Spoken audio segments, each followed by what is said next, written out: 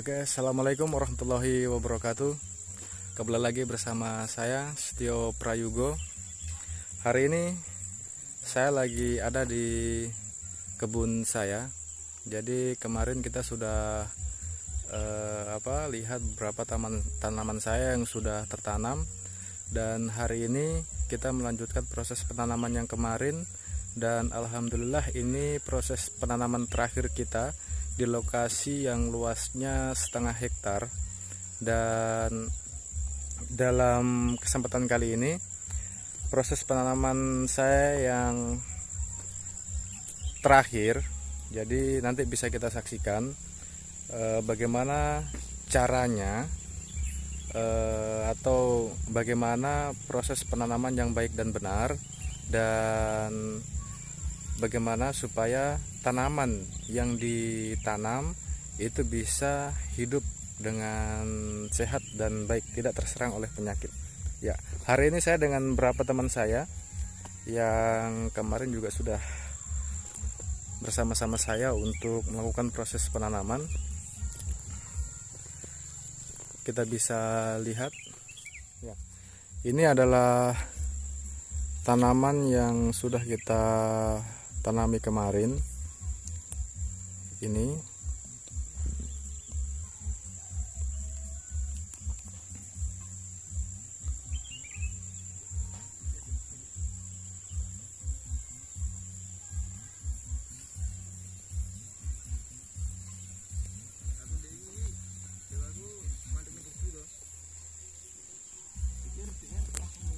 ya, ini adalah teman-teman saya yang sedang melakukan proses penanaman. Jadi kita bisa lihat bagaimana cara yang benar untuk melakukan proses penanaman ini ya, karena banyak para petani nilam yang masih pemula melakukan proses penanaman ini salah ya, karena dia melakukan penutupan dengan cara diberikan rongga gitu. Nah, sehingga kalau misalnya dia tanaman nilam ini yang tertanam masih ada rongganya, maka itu nanti dia tidak akan terjadi proses penguapan, dan sinar matahari itu nantinya masih bisa tembus di tanaman nilam itu sendiri. Nah, jadi seperti ini dia proses penanamannya.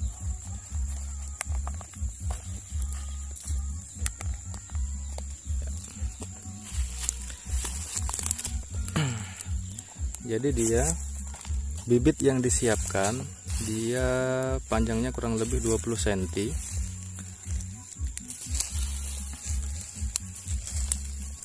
Jadi diambil dari pucuk tanaman nilam itu sendiri ya. Nah, dia dimasukkan seperti itu, kemudian ditindis kuat dan dilakukan penutupan secara rapat. Tidak ada rongga yang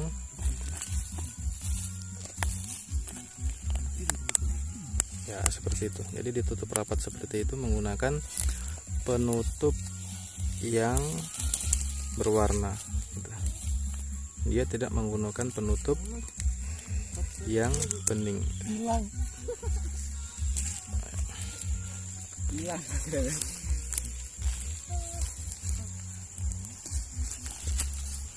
Mana Mas Apu? Iya. Iya, Pak. Ya beginilah, Pak. So berapa ribu tadi ditanam ini? Ya kurang lebih ya ada 1.500-an hari ini ya. Iya. Dan proses penanaman terakhir ini ya. Iya, Pak. Coba ditunjukkan bagaimana proses penanaman yang baik dan benar, agar supaya teman-teman bisa terrealisasikan. ya, seperti itu sudah. Ya, jadi dia ditindis kuat ya. Ditindis kuat, Pak. Kemudian Tutupnya dilakukan tuh proses harus rapi, penutupan. Pak. Biar enggak patah. Nilamnya biar enggak patah. Ya. Kemudian dilakukan proses Ditutup pakai tanah lagi yang rapat biar enggak ada udara masuk. Ya. Ya, seperti itu sudah. Jadi itu dia beberapa contoh proses penanaman yang benar, karena ketika dia dalam proses penanaman ini tidak ditutup secara rapat, maka bisa saja banyak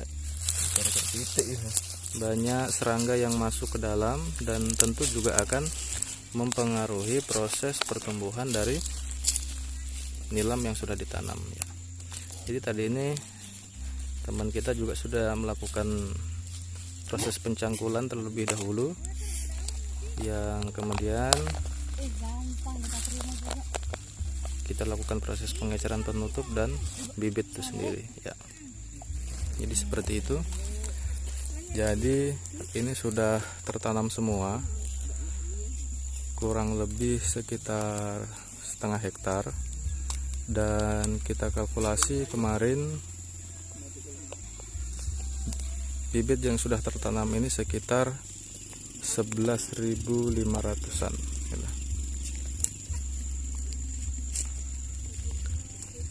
ya. Jadi perlu juga saya sampaikan kepada teman-teman sahabat petani, jadi tanaman nilam ini juga salah satu tanaman yang unik. Kenapa saya katakan unik? Karena tanaman nilam ini membutuhkan proses penguapan gitu. Penguapan yang saya maksud, jadi dari proses penutupan yang dilakukan, ini, maka akan terjadi proses penguapan di penutup botol yang itu fungsinya untuk menjaga kelembapan dari tanaman itu sendiri. Karena ketika tanaman ini tidak dilakukan proses penutupan, kemudian cuacanya juga ketika melakukan proses penanaman itu udah di cuaca yang panas, tentu juga itu akan berefek kepada tanaman nilam yang kita tanam gitu. Nah, sehingga dia perlu dilakukan proses penutupan gitu. Nah, sehingga yang menjadi unik dari tanaman ini yang tidak dilakukan di tanaman-tanaman lainnya gitu. Nah, penutup yang kita gunakan juga penutup yang berwarna, bukan penutup yang bening. Karena kalau kita gunakan penutup yang bening, dia sinar matahari masih bisa menembus tanaman yang kita tutup gitu, sehingga percuma kalau misalnya proses penutupan di musim panas menggunakan penutup botol aqua yang bening gitu.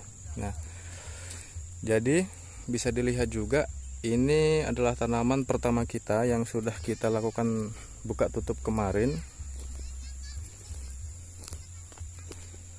Jadi kita melakukan proses pembukaan tutup ini kurang lebih 15 hari, dan ini tanaman yang ini kita lakukan buka tutupnya itu kemarin ya. Kita lakukan pembukaan tutup yang kemarin. Jadi ada beberapa yang layu seperti ini, dia layu seperti ini, tetapi nantinya ini akan hidup kembali ketika di malam hari dan matahari sudah tidak. Ini akan hidup lagi karena sudah tidak terkena sinar matahari lagi. Jadi dia kalau misalnya terkena sinar matahari secara langsung, maka dia akan layu terlebih dulu, dan ketika di sore hari sampai malam hari maka dia akan mekar kembali, hidup kembali gitu. Nah, ini adalah tanaman yang kita sudah buka penutupnya kemarin.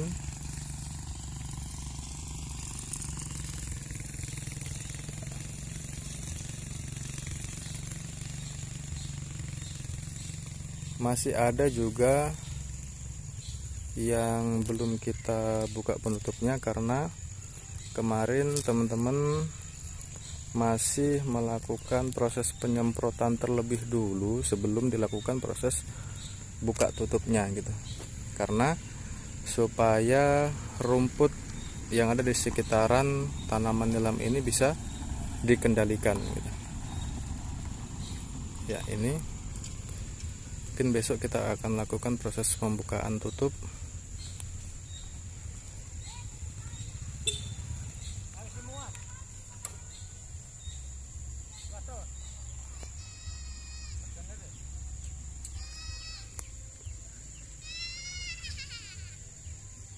ini kita bisa lihat ini sudah tertanam hingga di ujung tiang listrik sana ya.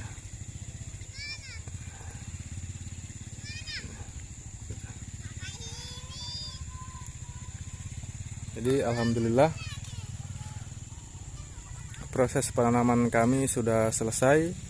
Sisa kita melakukan proses perawatan untuk mengendalikan proses pertumbuhan dari tanaman nilam itu sendiri. Sahabat petani, cukup sekian video dari kami, dan terus ikuti video-video kami bagaimana proses selanjutnya dari melakukan proses perawatan dari tanaman nilam yang sudah tertanam gitu. Nah, sehingga kita bisa lakukan sharing, diskusi dalam video-video saya, dan tentu itu sangat saya harapkan untuk menambah ilmu dari kita semua dalam menjaga, merawat untuk produksi dari tanaman nilam itu sendiri bisa meningkat. Jadi terima kasih kepada teman-teman sahabat petani. Sekian dari saya. Wassalamualaikum warahmatullahi wabarakatuh. Salam petani, daulat tani. It's the motherfucking Eagle Double.